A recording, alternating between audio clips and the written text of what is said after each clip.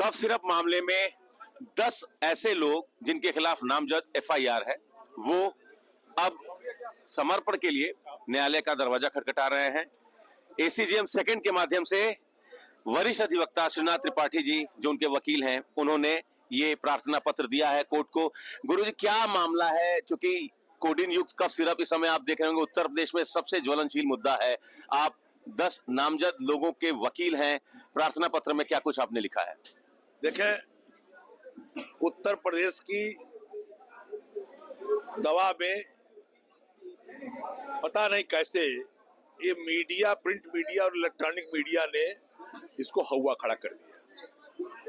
पहले खोजी पत्रकारिता होती थी, अब अंधी पत्रकारिता हो रही है और काशी का नाम बदनाम हो रहा है। दवाओं के प्रति अविश्वास पैदा हो रहा है। जहां तक इस मामले में का सवाल है, इस मामले में एक इंटरनेशनल लेवल के कंपनी से अधिकृत रूप से एक व्यक्ति ने, जो कि उस पद के लिए 5-6 में से एक वो भी है, और उसने ये दवाएं ली।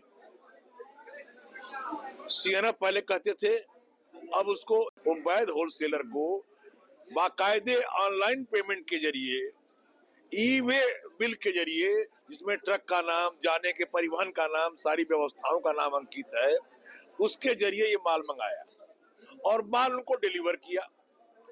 होलसेलरों ने जिसको माल दिया उसके भी रिकॉर्ड है। न ये दवा एनडीपीएस एक्ट में प्रतिबंधित है, न ये भारत सरकार, उत्तर प्रदेश सरकार ने प्रतिबंध किया। कहीं से ही प्रतिबंधित दवा नहीं है और इस दवा का कोई संबंध मध्य प्रदेश की घटना से नहीं। मध्य प्रदेश में दूसरी घटना थी, दूसरी दवा थी, दूसरा एपिसोड था। पब्लिक में इस मीडिया ने कनेक्ट कर दिया कि वही जहर वाली दवा यहाँ भी है। ये दवा वो नहीं है और ये दवा का प्रकरण अलग है। और इस प्रकरण में भी जो आप कोडीन की बात बार बार करते हैं, एक स्टैंडर्ड है, एक पैमाना है। उस पैमाने से अधिक अगर आप मिलाते हैं तो वह गुनाह है। किसी रासायनिक परीक्षक ने, केमिकल एनालिस्ट ने ये रिपोर्ट नहीं दी, किसी कंपनी ने रिपोर्ट नहीं दी कि एक पैमाने से ज्यादा या पैमाने से अधिक इसमें मिलावट है। न एनालिस्ट की रिपोर्ट है, न कोई डॉक्यूमेंट फेक है, तो फिर आप मुकदमा किस बात का चला रहे हैं?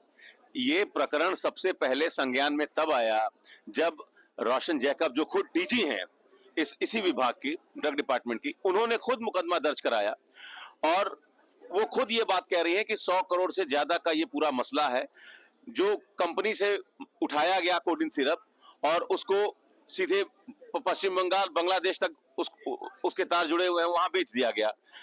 ये बेसिकली फाइनेंशियल फ्रॉड का मामला है जो डिपार्टमेंट की तरफ से बताया जा रहा है। ये बात आपकी सही है कि ये कोई जहरीली दवा नहीं है, न इस पर कोई प्रतिबंध है, लेकिन मामला है कि माल उठाया गया और सीधे जाकर पश्चिम बंगाल, बांग्लादेश, झारखंड में बेच दिया गया।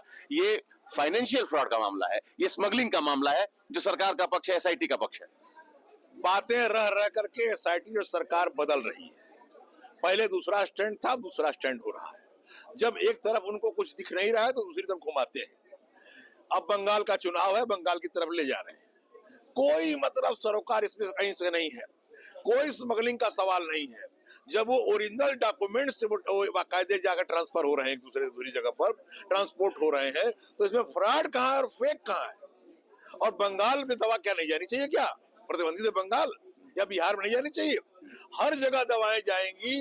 जब आपने सीएनएफ बना रखा है हिंदुस्तान में 4-5, और उस 4-5 सीएनएफ को पाई अधिकार है, जो सुपर स्टॉकिस्ट के नाम से जाने जाते हैं, उनको अधिकार है कि होलसेलर को बेचेंगे, डॉक्यूमेंट से बेचेंगे, ऑनलाइन पेमेंट लेंगे, वही बेचेंगे जो उन्होंने खरीदा है। तो फिर किसी का स्पेसिफिक, हमारा और कुछ नहीं कहना है जी। आप इसमें काशी को बदनाम कर रहे हैं और व्यापारियों को बदनाम कर रहे हैं, उनका रात का सोना हराम किए हुए हैं और आम जनता से दवाओं के प्रति विश्वास हटा रहे हैं। आप शुद्ध रूप से पहले विवेचना कर लीजिए, जांच कर लीजिए, तब तक ये छापेमारी रोकिए, तब तक ये गिरफ्तारियां रोकिए और करने के बाद अगर चार्जशीट कोई होता है या किसी के खिलाफ कोई आरोप बनता है तो कार्रवाई करिए, उससे कौन मना करता है। लेकिन जो मैंने 10 का देखा है डॉक्यूमेंट, उसमें कहीं से भी कोई इलीगलिटी नहीं है, इरेगुलरिटी भी नहीं है, कोई लापरवाही तक नहीं है। 38 फर्म के खिलाफ एफआईआर है, उनमें से 2 फर्म के लोगों को कल एसआईटी ने गिरफ्तार किया, मीडिया के सामने पेश किया। दोनों लोगों ने ये एक्सेप्ट किया, विशाल जायसवाल और बादल आर्या ने, कि 5 साल पहले मर चुकी महिला के नाम पर हमने रेंट एग्रीमेंट बनवाया, फर्जी तरीके से कूटरचित दस्तावेज, और जो सप्लाई हुआ जिस गाड़ी से, वो कोई ई रिक्शा है, कोई स्कूल वैन है, लेकिन आप सर कह रहे हैं कि नहीं, वो लोग प्रॉपर पेपर्स के साथ वो बिजनेस कर रहे हैं। तो ये एसआईटी का जवाब है कि वो कूटरचित दस्तावेज बनाकर वो रेंट एग्रीमेंट के जरिए लाइसेंस हासिल कर किए और माल की डिलीवरी कोई ई रिक्शा में कर रहा है, कोई स्कूल वैन में कर रहा है। क्या कहेंगे? मैं तो कह रहा हूं कि पूरी जांच कर लीजिए, अपनी चार्जशीट तैयार कर लीजिए और सबके जो गलत हो उनके खिलाफ वारंट इशू करिए, वो गिरफ्तार हो, जेल जाए, जमानत हो ना हो उनकी बात है। लेकिन बिना जांच किए हुए किसी एक रिक्शा चालक को आपने पकड़ लिया और बाकी जिनकी दरख्वास्तें मैंने दी हैं, जो बाकी आपने नामजद किया है, इस सबको गलत आप कह रहे हैं, ये गलत है। मैं कह रहा हूं, मैं ये नहीं कहता जो उन्होंने कल पेश किया वो सही है। वैसे पुलिस के सामने तो गिरफ्तार होने के बाद कौन क्या कहता है आप बखूबी जानते हैं। हमारे पास जो लोग आए हैं उनके डॉक्यूमेंट का मैंने बखूबी अध्ययन किया है, लेकिन डॉक्यूमेंट देखे हैं, कहीं से भी कोई इरेगुलरिटी तक नहीं मिली। इलीगलिटी का सवाल दूसरी जगह है। तो आप बताइए कि ए ने चोरी की, ए को पकड़िए, कार्रवाई करिए, बी ने किया, बी के खिलाफ कार्रवाई करिए। लेकिन जो जनरल हाय तुमा बनारस से बचा रखा है, जो काशी को बदनाम कर रहे हैं आप, जो दवाओं के प्रति जनता का विश्वास हटा रहे हैं, ये बंद करिए, ये गलत है, ऐसा कुछ भी नहीं हुआ। एक आखिरी सवाल, बंगाल के चुनाव से इसको आप जोड़ रहे हैं, ये किस आधार पर सर आप जोड़ रहे हैं? भाई आप बिला वजह कह देना है कि बंगाल जा रहा था, बंगाल में दवाएं प्रतिबंधित है क्या? या किसी ऑर्डर से सेंट्रल गवर्नमेंट ने बंगाल में दवाएं जाना बंद कर दिया हो तो अलग बात है। हम जोड़ नहीं रहे हैं, बंगाल का नाम क्यों लिया जा रहा है बता रहे हैं। अब बिहार से खाली होकर बंगाल का नाम लिया जाएगा, आप लीजिए कहीं का नाम। बंगाल में भी दवाओं का जाना प्रतिबंधित नहीं है। मेरा ये कहना है कि पहले आप विवेचना कर लीजिए और मुख्यमंत्री अपने स्तर से आश्वासन दें कि गिरफ्तारी और छापेमारी तब होगी जब इसमें कोई अपराध पाया जाएगा, और जिनके खिलाफ अपराध पाए उनको पकड़ लीजिए।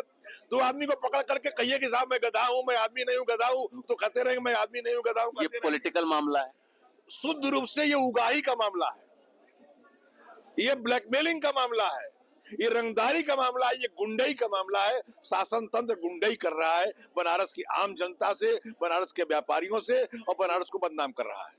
तो एक आखिरी सवाल, बनारस कैसे बदनाम हो रहा है? ये तो अच्छी बात है, अगर कोई गलत काम कर रहा है और पुलिस उसको पकड़ रही है तो ये तो अच्छी बात है।